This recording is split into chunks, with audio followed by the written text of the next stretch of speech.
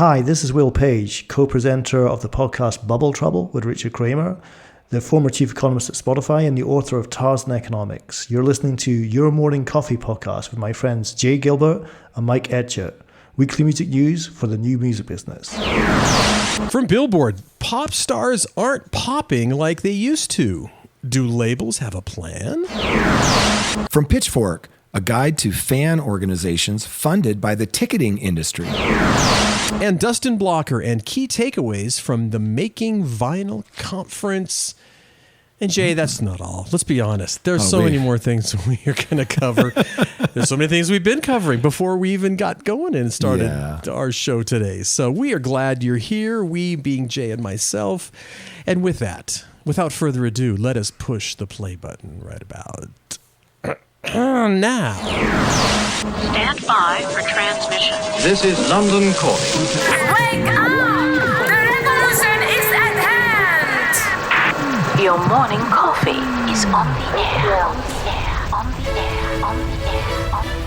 On the air. On the air.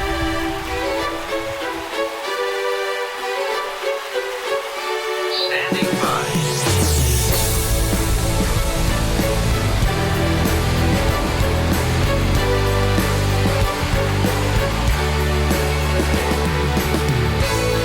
Your morning coffee, the weekly music news for the new music business. It's the highly curated, agitated, advocated, moderated, and liberated digital music information that you need to know. We are your digital music authority. And now from our studios in Hollywood, California, here's your hosts, Jay Gilbert and Mike Etchart.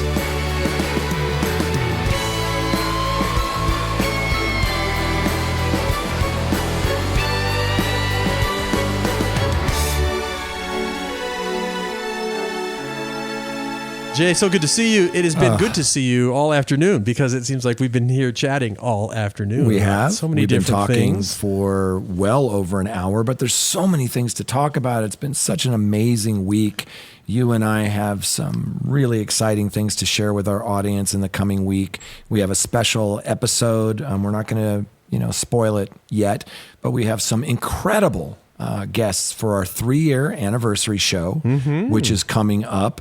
And we'll be filling you in on those secrets soon. But we are so excited that we got the level of talent. It's like, wear that $50 saddle on a $10 horse. It's like, it's pretty cool. And that was such a cool intro from our friend Will Page. And for those of you who have been paying attention, we dropped a special episode of the Your Morning Coffee podcast, an interview with Will Page. And it's live now, and I highly encourage you to check it out because, we're big Will Page fans. We are, and we had such a wonderful conversation with him. And as we always do, we do talk with him periodically. But you and I both had the same experience. We had done that. I can't remember when we did it. It wasn't. June.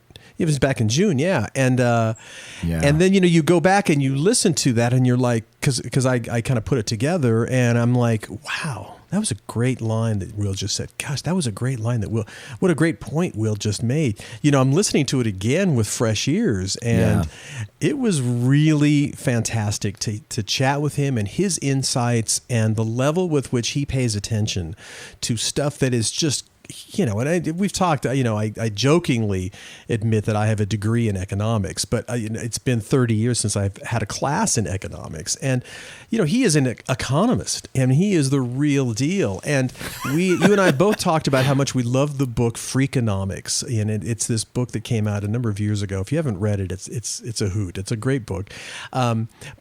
But Will puts the fun in economics, and and economics as used to be, it's referred to as the dismal science, but not with Will Page in the room. It's fascinating. Not at all. And you mentioned Freakonomics, which is not Will Page, but his book Tarzan Economics is amazing. It's one of the books that we've actually read. It's, if you get kind of the what do you call it, the second edition or whatever of the book, paperback. It's the paperback edition, yeah. At the airport, it's called Pivot, and he jokingly says that a book on economics doesn't sell in the airport, but we highly recommend it. But you just mentioned something that reminded me of, I think it was a guitar player for Def Leppard or some band, went to see, I can't remember, somebody really good like Jimmy Page. And he said, I went to the show as a guitarist. I left as a guitar owner.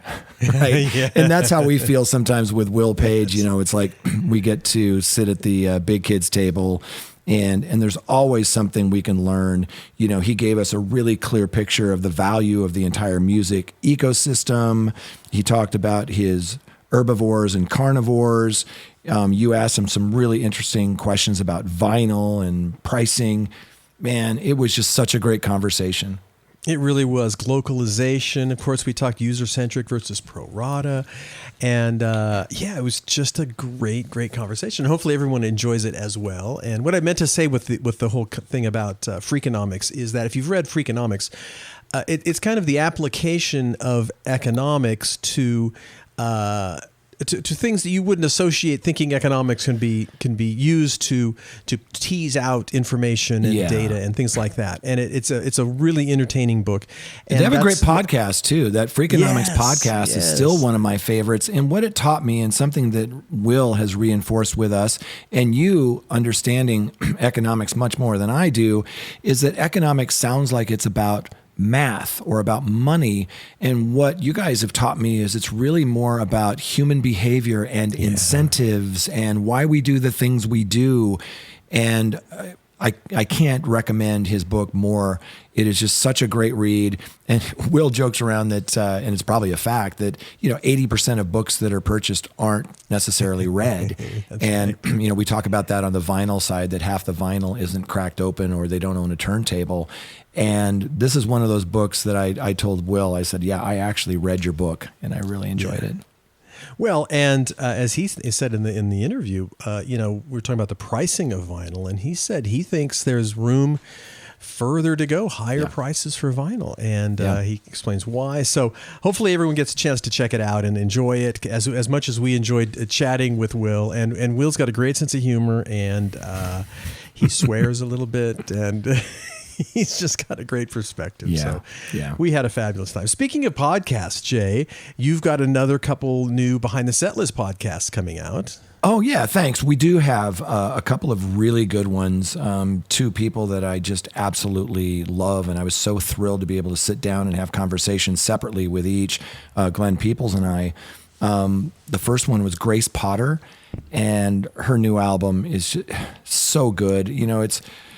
She was told early on in her career not to record road songs, that people don't want to hear them, but she's found that not to be the case, and the new album is absolutely amazing. And then we also have an episode with Peter Case, who you and I remember from The Nerves and Plimsolls, and there's a documentary out, if you haven't heard us raving about it, called A Million Miles Away. But we had a chance to talk to him about his set list, about what he plays and why he plays it. And I'm just such a huge fan of his career and his music. So those two are coming soon for Behind the Set List. But thanks for mentioning that. A couple of highlights this week. There were a couple of stories that we're not going to dig too deep into, but we wanted to, tell our audience about. The first one that I thought was really good, that it was from Music Business Worldwide, and the headline was "SoundCloud is here to change the world." And it was a really cool interview with someone who I recently met at the Music Business Association conference. I did a little event there with Tracy Chan and the great team from SoundCloud. I got to sort of moderate, MC an event with them. And I met Emmy Lovell. And this piece is really a kind of a great interview with Emmy, and talks about her background. But I just pulled out a quote because I thought this was so spot on. Emmy says that it's never been easier to make music, but it's never been more difficult to be a successful musician than in 2023. But you can still break an artist on SoundCloud, and I'm really hopeful that we can help facilitate that. So Check that interview out. She's got a wealth of experience to draw from, and they're really making some really innovative changes over at SoundCloud. Yeah, really good stuff. And then we also saw another Music Business Worldwide article on Amazon Music partnering with bands in town for new merch integration. That's pretty exciting as well. Yeah, that's a pretty big deal because they're, with this integration starting, that was August 3rd, so a few days ago, fans globally can shop merch items from artists while browsing artist profiles on the Bands in Town website and app. So, that's, almost 600,000 registered artists with Bands in Town for artists. So that was a pretty cool integration, Amazon and Bands in Town. Yeah, absolutely. So very exciting stuff. And then another great article. This is from the Motley Fool. And if you're not familiar with the Motley Fool, it's an investment. It started on AOL, I think, back in the day. Oh, wow. I recall. It's been around a while. It's been around a while. Yeah, and they bring humor and just fun in terms of investing. But there was an article they had posted called that said, "Will Spotify ever turn a profit?" Yeah, that caught my eye. Yes, it certainly did. And they had a few key points, one of which was Spotify added a record number of users in the second quarter. Okay, we know about that. The company's operating margin is at its worst level in years, is another point they brought up. And then also management needs more cost discipline if it wants to reach its long-term profitability goals. Yeah, and I think you hit it on the head when you're talking about, we've been talking a lot about these earnings calls and, what they mean for the DSPs and for the music industry in general, but this is more a financial planner's sort of look at it. And there were a couple of really interesting points, but the one that really jumped out at me was they said that profitability problem has an easy fix, but will management act? Some of Spotify's Q2 expenses were one-time blips, and they should be fixed in future quarters.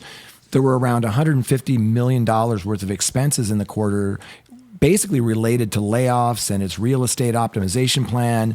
However, even if you add these back in, Spotify would have still lost $123 million in the quarter. Here's the part that jumped out at me.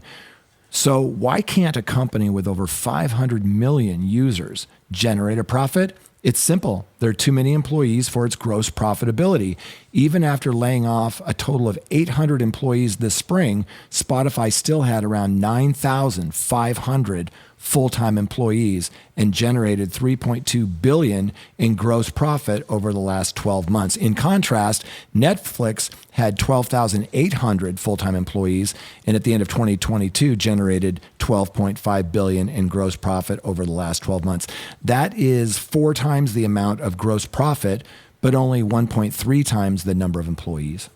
Right. And it ends with saying executives of the company claim that profitability is just over the horizon as the business works through major investments in podcasting, advertising, and other projects. However, it looks like most investors are losing their patience with shares of Spotify falling over 10% on the day of the earnings announcement. So, interesting headline, interesting take.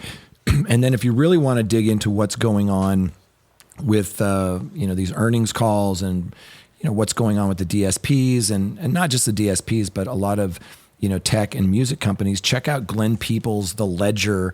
It's a weekly newsletter, and it's something we read every week, and it really gives you a clear picture. He's even got his own index in there, so you can, at a glance, you can kind of see how things are going. And a couple of other things before we jump into this week's stories. A headline that I saw a lot was that Taylor Swift was giving her tour bus drivers like $100,000 each recently at a concert in Santa Clara. But that was only a small part of the story, right? You remember that? Yes, I do. And she actually ended up giving bonuses totaling over $55 million to every person working on her massive Eras tour. And boy, that is just... You know what? I mean, if that doesn't put a smile on your face, I don't know what does. I've never heard of anybody doing that. Have you? I have not. I mean, I've heard of bonuses before, but to take now, this is going to end up being the biggest tour ever, $1 point something billion they're projecting, when all is said and done. It's going to set records, and it's made a lot of money. But for her to basically take care of her own like that, $55 million that she was under no obligation to pay out. And some of these people now can afford a home who couldn't before. And I think that is such a beautiful thing. And do you think she's ever going to have trouble getting a crew? Ever? I don't think so, but this also sets up, an expectation. But it's wonderful. But it's like bonuses at work. You and I used to work for Yes. major labels and things, and when you had a great year, sometimes you would get a really nice bonus, and when you had a not so great year, you wouldn't. So this is an anomaly. This is like the movie Avatar that comes out of nowhere and just does tons of revenue. And, you can bet that there's some bonuses associated with that. So major kudos, tip to the hat to Taylor Swift, giving her whole crew over $55 million and taking care of them. The other thing I wanted to talk about this week was the Vinyl Records Manufacturing Association. They had this Making Vinyl conference. And we had a chance to speak with Dustin Blocker, who is the chief creative officer at Hand Drawn Pressing, which I've used to create vinyl in the past. They're awesome. And if you don't know who Dustin Blocker is, he's a former musician and a singer for 15 years. He founded North Texas-based artist-centric record label Hand Drawn Records in 2011. Then in 2014, he started Hand Drawn Pressing. That's that vinyl record manufacturing arm that I was telling you about. And he's the chief creative officer there. Yes, indeed. And then, of course, if you want to talk about the VRMA, that is the Professional Trade Association of Independent Businesses committed to the craft of vinyl record manufacturing through collaboration, advocacy, standardization, and education.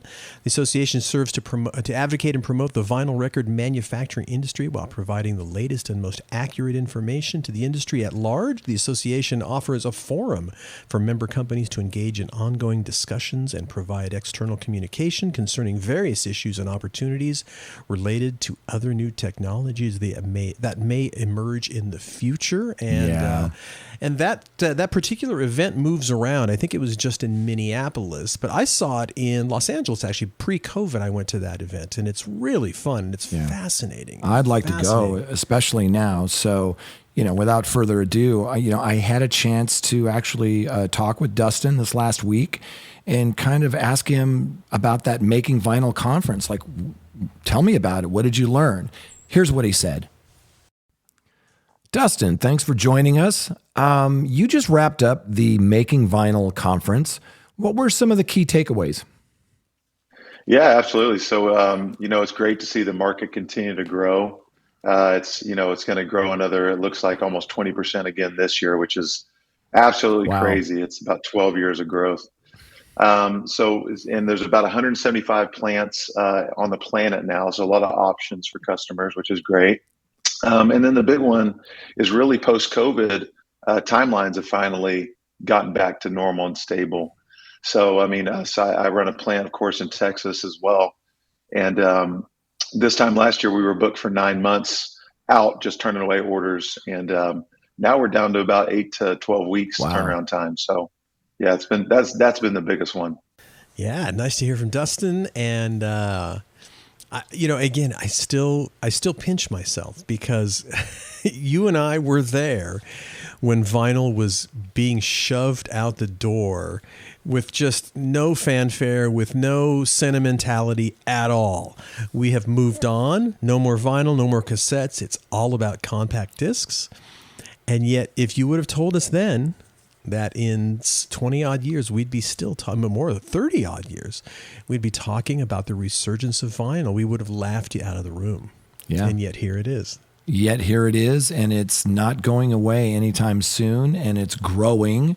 And because of the fact that there are some really creative people in there like Dustin. So thank you, Dustin, for telling us about that conference. That was really cool. Yeah, absolutely. All right, let's jump into some of the stories, Jay. The first one is from Billboard. Pop stars aren't popping like they used to. Do labels have a plan? And this is from our good friend Elias Light, actually. Yeah. And It kind of starts by saying, at a time when executives agree it's harder to create superstars, the music industry may need to change how it views a win. Yeah. And and of course it starts by saying, what does it mean to break an artist? And as I started reading that, I still associate breaking artists with radio, really breaking them at radio. But as you and I have talked about a lot, sometimes that's the last place you want to start, because that people fall in love with a song, not with an artist sometimes. And depending on the artist, that could not be necessarily what you want to happen. But, it's in this day and age, and I see this because I do a lot of work with the book industry as well. I see kind of a similar thing where they're not really developing. When we say breaking, I'll move and switch the word to developing. They're not developing artists like they used to and like we used to. And that is a real problem for the business as a whole, isn't it? It is. And we talked to Will Page about this in that episode, and he challenged us to come up with, I believe it was UK artists that had broken since 2017, and we couldn't think of any. I texted him earlier today, a couple, and he, reminded me that they were actually American artists that I sent him. But it's a challenge because we're just not breaking the artists that we used to. The consensus among label executives is that the last pop artist to break big was Olivia Rodrigo. She had 4 top 10 Billboard Hot 100 hits during 2021 and debuted at number 1 on the chart with Vampire back in July of 2023. Its track record, they say, that today makes her seem like a unicorn. Nobody knows how to break music right now, one senior executive said. I think they're all lost. Exactly. There is a need and a desire for new artists that have real substance. Artists that are more than just a song that we can really lean into. Buy concert tickets, buy merchandise, says Jay Irving, who's the manager and founder of the artist services and distribution company Human Resources, which is true. And then another person said, each person I talk to in the industry is more depressed about this than the person I talked to before them. Yeah, says I'm hearing manager. it a lot too. From mostly artist management right now about how challenging it is to rise above the clutter with all of the music that's released on average daily that we talk about. And not only that, but the fact that the shelf life is so much shorter that even when you can break through, whether it's a viral moment, whether it's a radio moment, whatever it is, that the time you have to take advantage of that because it's fleeting. It doesn't last as long as it used to. If if you're on The Voice or America's Got Talent, you better capture that audience and that crowd because pretty soon it's going to be gone. Yeah. Well, and I think for me anyway, I think so much of this is patience, and it's just something we don't see anymore. It's so rare that an artist gets a second chance, a second album, let's say, if the first album wasn't a drop dead success. And, right. When you look at the biggest selling artists of all time, the one I still like to use is Pink Floyd. We can all name Dark Side of the Moon, but that was either the 6th or the 7th album that they did. EMI and then here in the States Capitol stuck with those guys through the loss of their lead singer after the first album, Syd Barrett, and through the albums were showing, incremental improvement, but they were certainly not smashes, but they stuck with those guys. That's artist development, right? That is artist development. And it is so rare that any artist gets a second album. Can you imagine that happening today? Sticking with an artist, that the only way it would happen is if it was an indie label. Yes. Indie labels tend to stick with artists that aren't filling up arenas and having platinum success because of the art. And I see that time and time again. Now, does that happen at the major level? Yeah, it sure does, but not as often as you might like. No. And as I mentioned earlier, I see this in the book business as well as the music business. And what I kind of see is you see kind of, lots of releases with a minimal marketing budget. And they'll wait to see for something to kind of take hold. And then they'll devote a lot more, then they kind of shift focus to that one book or one album. and then the other ones just kind of fall by the wayside. And that really wasn't the way it was when we started in the business. You would see, especially I was at the Warner Music Group at the very beginning of my career, and that they built their deserved reputation on artist development and sticking with artists and giving artists a lot of free rein. And some time to develop. And it's just so rare now. It really is rare. Yeah, and today it's so much about the track and not the album. It's a track-based economy. So the conversations you have are totally different. But here's the problem. It's not linear.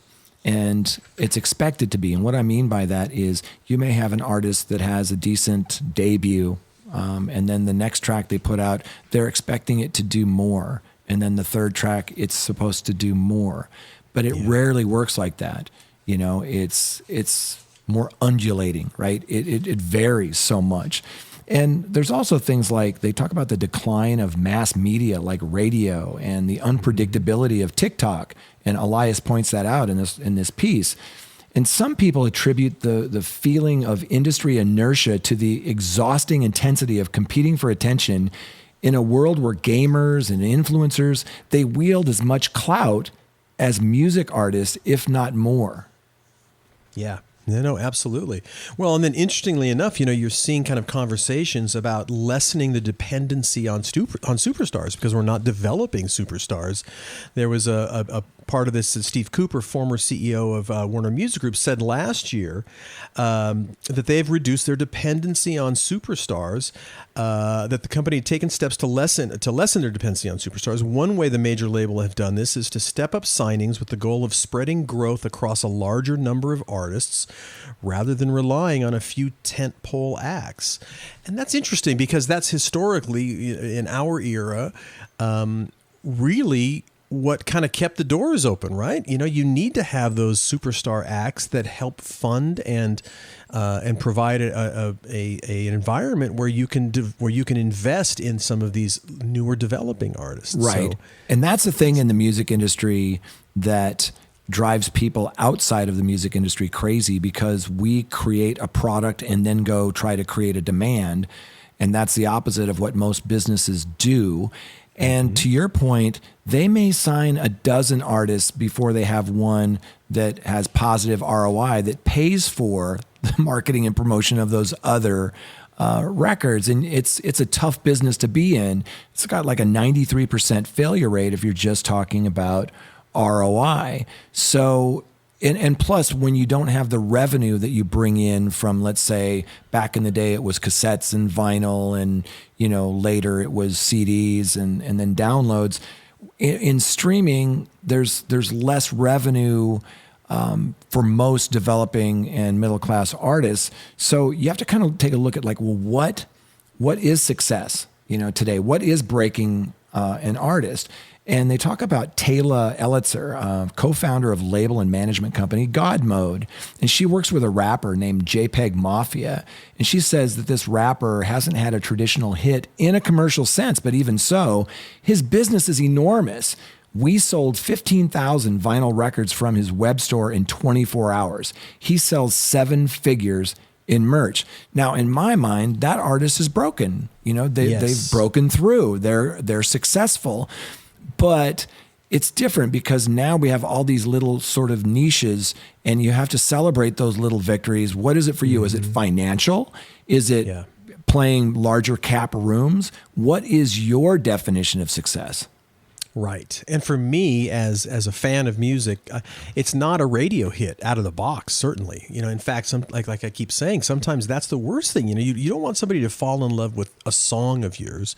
You want somebody to fall in love with you as an act, or you as an artist. And because if you fall in love with a song and you don't have that song the next time, you've lost all that momentum. So how do you get people to fall in love with you? And again, a lot of this stuff, even though there's so much going on that's different now than when we started, it's still, a lot of it is just getting out in front of people and playing and getting people to watch you and see you and like you.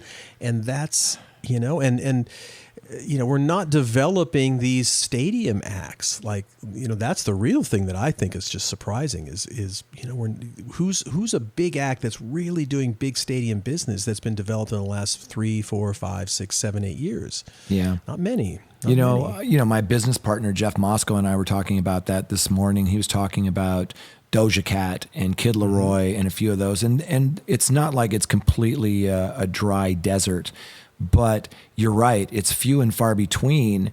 And this business lifeblood is on new developing artists, but the revenue is really coming from what they call catalog, which is 18 months or older. But as we've pointed out many times, that doesn't mean Chuck Berry, right. or Little Richard. What catalog really means is something that's released. Most of those sales are coming from the last 3 years. And so there's a lot of that going on. So an amazing piece by Elias Light, and it's something we talk about with Will Page too. We need to do a better job of developing artists. But before we jump into our next story, we should probably thank our sponsors. Oh, for crying out loud, you are right, Jay. And we kind of seem to go between one of us will forget and then the other will remind the other. And as I always say, we are so lucky to have the sponsors we have, including Hypebot. Since 2004, Hypebot has chronicled the new music industry and the trends and technologies that are changing how music is discovered, consumed, marketed, and monetized. It is edited daily by founder Bruce Houghton with help from Alana Bonilla. Hypebot and sister blog Music Think Tank are published by live music discovery and marketing platform Bands in Town. That's right. In the news, Bands in Town. Over 80 million live music fans trust Bands in Town to get personalized concert alerts, recommendations, and messages from their favorite artists. I do. It's the #1 artist services platform connecting over 580,000 artists with their superfans. Managers, labels, agencies, and artists access their own dashboard to manage and promote their tour dates across all platforms. And as we mentioned earlier, Amazon has just partnered with Bands in Town with this new merch integration. You got to check it out. Yes, and we are also sponsored by the Music Business Association. The Music Business Association creates the rooms in which the important conversations that shape our industry's future take place. When we work together, our industry, your business, and your people will be stronger. Our membership represents every major segment of the global music business, including labels and distributors, music streaming, retail and wholesale, publishers and PROs, rights management and metadata, artist managers, tech and startups. For more information, go over to musicbiz.org for more information. So big thanks to the Music Business Association, Hypebot, and Bands in Town. We certainly appreciate it. And we get rolling, Jay. We just, we kind of lose our minds. And of course, I get to hang out with my good buddy Jay Gilbert every weekend. Yes, every weekend, if not, but also during the week. And he's a music industry consultant. He's the curator of the weekly Your Morning Coffee newsletter and a former executive with Universal, Sony, and Warner Music Groups, and also the curator of his own Jay Gilbert Archives. Jay has been shooting concert images since your first 1977. Yeah. Cheap Trick opening for Kiss. Yeah. And his archives of photography that he's done over the years is absolutely breathtaking. Thank you, brother. So we'll probably be hearing more about that in the future. And this guy over here, one of my best friends, is Mike Etchart, longtime host of Sound and Vision Radio, formerly of SST Records, Warner Music, Capital EMI, and Universal Music Groups. And he's a real man. He does real work. Today he was out in the fields, getting his hands dirty, digging in the dirt, doing pipes and crops and whatever the hell you do. And my hat's off. You're like the Marlboro Man. without the actual Marlboro cigarettes. Yeah, without that. Oh, indeed. All right, Jay, let's jump over to our second story. It's from Pitchfork, a guide to fan organizations funded by the ticketing industry. Yes. What? Now, we have to give a special shout out to Chris Castle.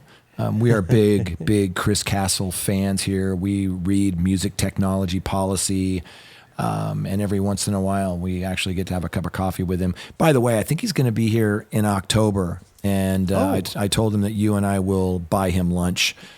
So hopefully we can make that happen. But anyway, Chris, we send each other smart-ass texts from time to time, and he sent me this piece, and it came out after Your Morning Coffee was already sent out, because I send it out really early in the morning on Fridays so people on the East Coast can get it at an early hour.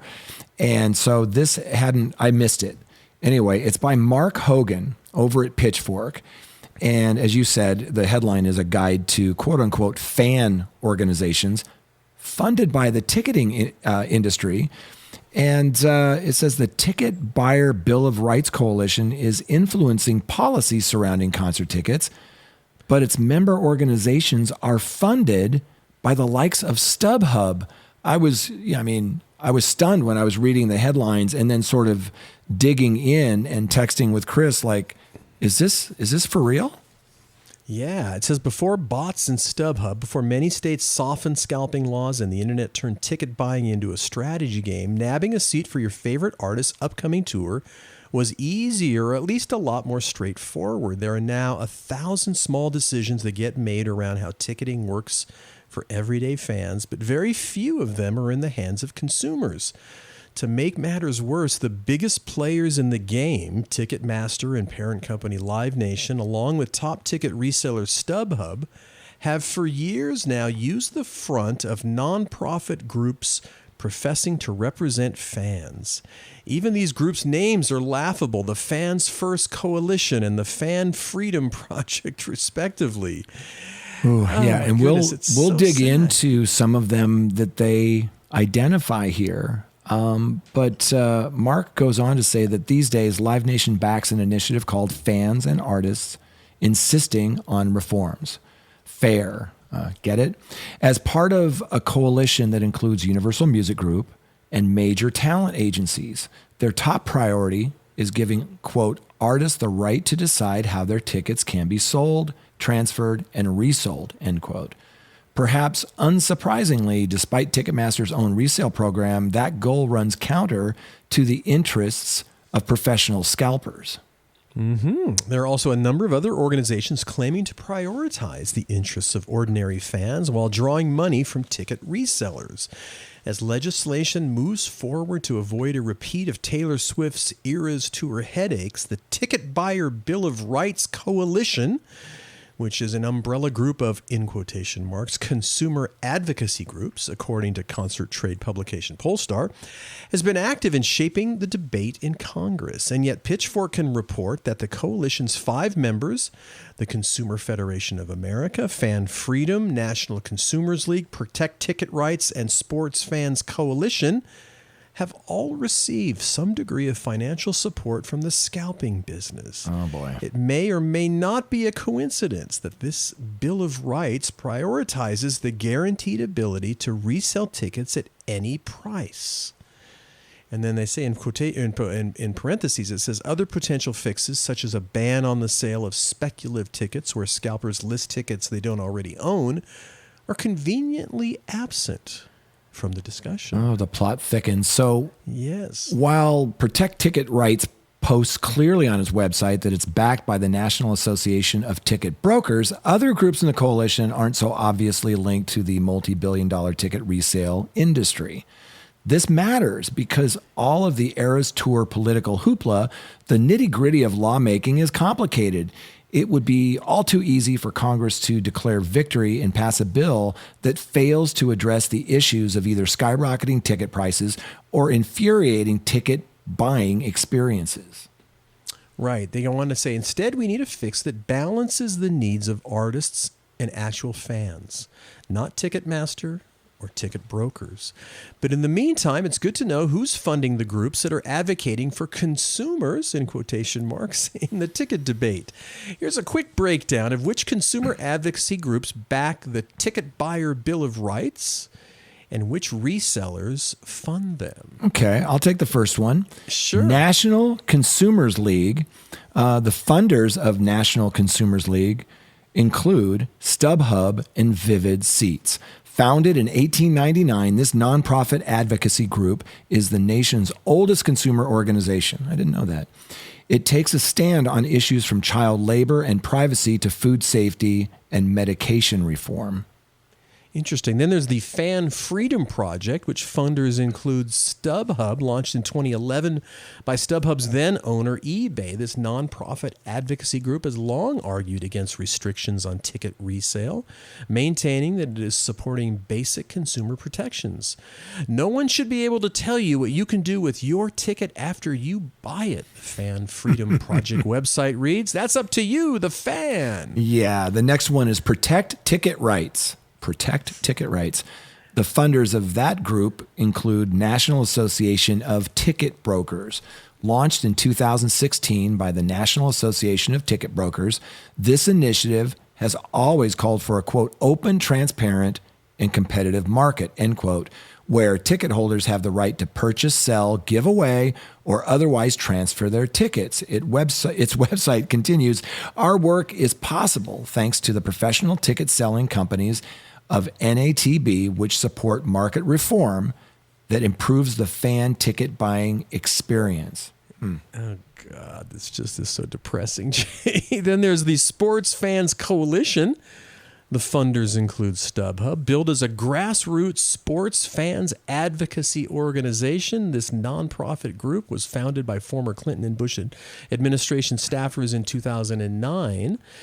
In quotation marks, they say ticket transferability is one of the most important consumer protections for fans of live events, the Sports Fans Coalition website says.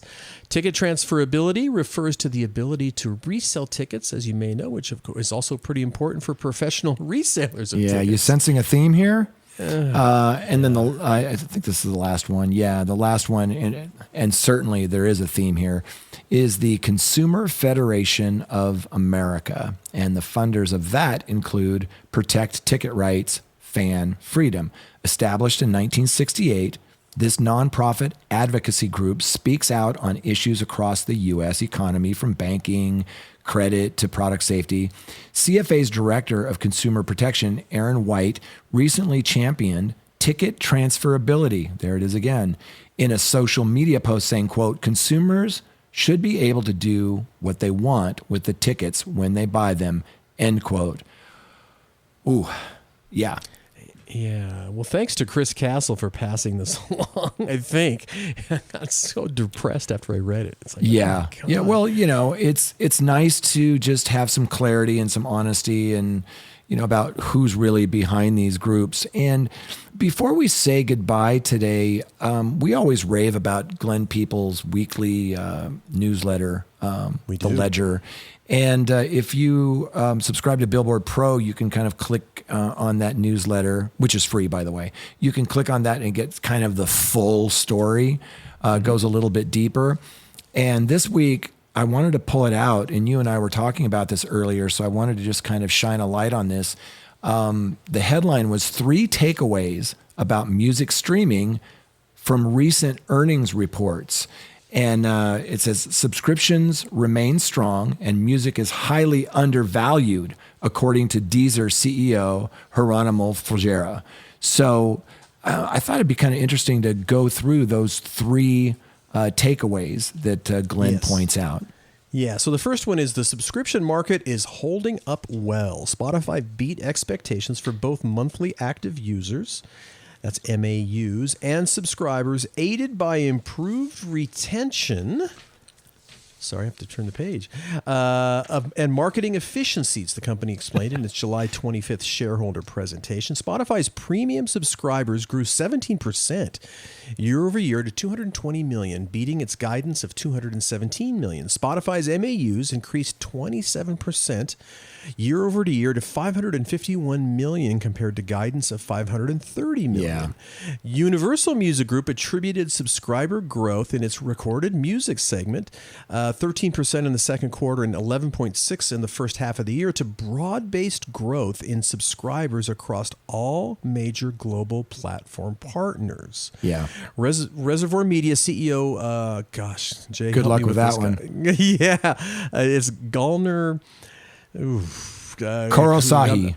Yes, they're of course high. Okay. Cited Spotify's higher than expected subscriber numbers in the company's August 2nd earnings call and said its strong quarterly results reflect increasing demand trends for streaming music globally. Yeah. Not all subscription services made gains, though. Deezer lost 100,000 subscribers from June 30th, 2022 to June 30th of this year, and Pandora ended the quarter with 6.2 million subscribers, down 100,000 from 6.3 million a year earlier. Yeah, so that was the first takeaway. The second takeaway is services have pricing power. And that was interesting. Spotify raised its individual subscription plan in the U.S. We talked about that, in end of July. And there was a lot of great fanfare around that. After all, the price had been unchanged since the service launched in the U.S. in 2011. And although the family plan price increased by $2 per month in 2021, Spotify is relatively late to the game, though. Deezer raised its price from €9.99 to €10.99 back in January of 2022. A major factor in the company's direct subscriber average revenue per user climbing 4.9% year over year. Apple Music, Amazon Music, they both raised their prices last year as well. And according to Deezer CEO Geronimo Figueroa, the increase had, quote, pretty much no impact on churn, end quote. And we thought that was really interesting. And it's something that we talked to Will Page about too, right? The number of subscribers who leave a service over that period and clearly demonstrated that music is highly undervalued and that platforms like us have more pricing power than initially anticipated. That said, Figueroa stated that Deezer's guidance for full-year revenue growth does not include another price increase later in the year. Right. And the last point made in this piece was the advertising market continues to have challenges. At Spotify, music advertising revenue grew in the mid-single digits year over year, lower than the 12% or 15% at constant currency growth in total ad-supported revenue. That implies advertising revenue from podcasts, which was up 30% year over year, contributed to most of the growth. Spotify also noted softer pricing due to macroeconomic environment that offset double-digit gains in impressions. UMG's ad-supported streaming revenues were up 5% in the second quarter, 2% in the first half of the year. UMG's CFO Boyd Muir said it's too early to call a positive turnaround in the market. Believe is still impacted by the weak ad-supported monetization, said CFO Chief Strategist Officer Javier Dumont. The advertising malaise extends to broadcast radio too. Weak national advertising remain the main factor driving a decline in total revenue. So a lot of things going on in this space. And, and again, when we read these things about Spotify, I now flip back to this, like we were talking about earlier today, just the reality that Spotify is still so top heavy. And in terms of their stock prices and being profitable, boy, they've got a long way to go. And it's going to be really interesting to see if they make some of those really hard decisions, which are, and you and others have mentioned, going into Spotify's office and just how opulent they are, and all of the real estate they hold, and boy, that's big ticket prices and big expenses that go against the bottom line. And I wonder if they're gonna start trimming the fat. Yeah, and it seems like they've started. And a special shout out to our friend Glenn Peoples. There's nobody better in the business at being on those earning calls and then making sense of what's being said. Before we say goodbye, I did want to mention, when we were talking about the behind the set list with Grace Potter, I failed to mention that her new album that comes out on August 18th is called Mother Road. And you'll know that reference if you've seen Grapes of Wrath. But the video for the song Mother Road is out, and during the intro, she mentioned spaghettification. And if you follow Neil deGrasse Tyson, you know what spaghettification is, and if not, Google that. But it's absolutely hilarious. The video is amazing. The album is fantastic. I got a sneak peek of it.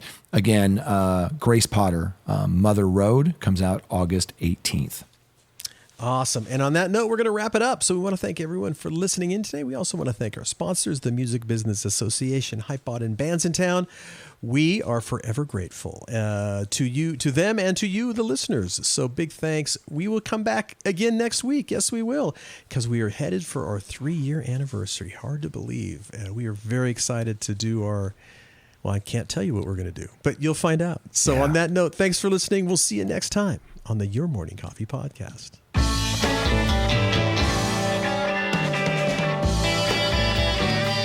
You've been listening to Your Morning Coffee, the weekly music news program for the new music business. Join Jay Gilbert and Mike Etchart next time for the digital music news you need to know.